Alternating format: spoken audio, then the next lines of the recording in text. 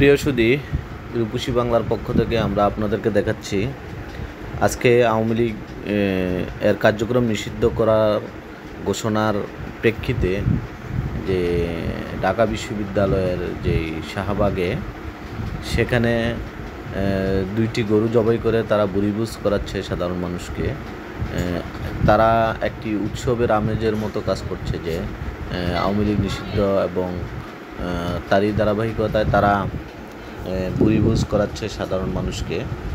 এখানে অসংখ্য মানুষ এসেছে এই বলিভোজে অংশ নিতে। এদিকে একদিকে যেরকম বলিভোজ এবং অন্যদিকে সাংস্কৃতিক অনুষ্ঠান চলছে, উৎসুক জনতা সেখানে আসছে এবং সাধারণ মানুষ সেখানে এসে এই বলিভোজে অংশ নিচ্ছে।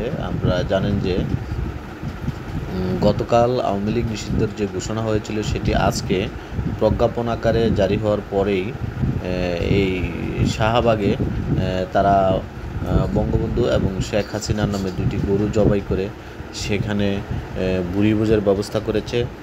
তারই অংশ হিসেবে আমরা দেখাচ্ছি যে অনেক মানুষ এখানে এসেছে, সাধারণ মানুষ যে বলিভোজে অংশ নিচ্ছে এবং যে যার প্যাকেটটি নিয়ে নিচ্ছে।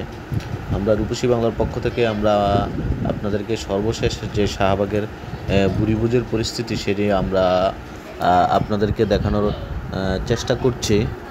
এখানে আইন শৃঙ্খলা রক্ষাকারী বাহিনীর সদস্যরাও রয়েছেন সাধারণ মানুষ এবং বৈষম্য বিরোধী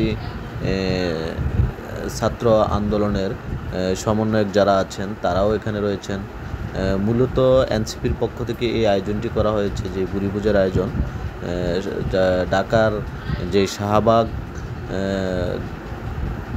যেখানে এই বলিভোজের স্থান, সেখান থেকে আমরা আপনাদেরকে সরাসরি দেখাচ্ছি যে অসংখ্য মানুষ এখানে এসেছে এই বলিভোজে, যে যার মতো অংশ নিয়ে এখান থেকে এই বলিভোজের প্যাকেট নিয়ে যাচ্ছেন এবং তারা সেখান থেকে এই প্যাকেট বিতরণ করছেন। ধন্যবাদ জানাচ্ছি আমরা আপনাদেরকে রূপসী বাংলার পক্ষ থেকে।